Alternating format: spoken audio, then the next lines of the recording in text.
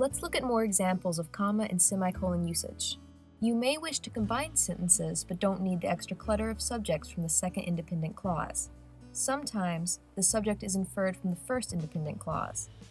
When this occurs, the second clause is a dependent clause because it relies on the first, or independent, clause for its meaning. For example, these two sentences can be combined to create the sentence.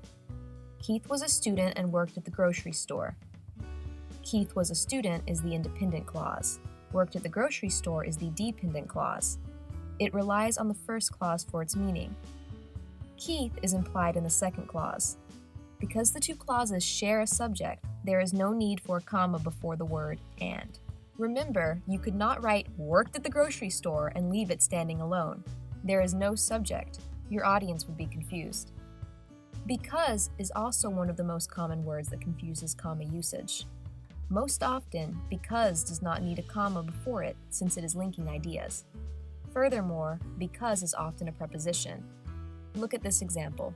I wanted to go to the store because I was out of food. I wanted to go to the store is an independent clause. Because I was out of food is a dependent clause. Remember, you cannot run into a room and yell, because I was out of food, and have people understand what you mean.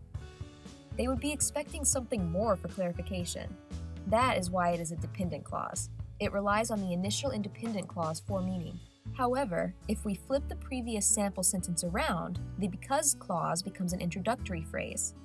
Then we use a comma after the because clause since it introduces the independent clause. For example, because I was out of food, I wanted to go to the store. Many teachers in the past may have warned you against starting a sentence with because. This was merely to help you avoid writing incomplete sentences such as, because I was late. We often talk like this because the subject is inferred from previous points in the conversation. However, we cannot write this way. And there you have it.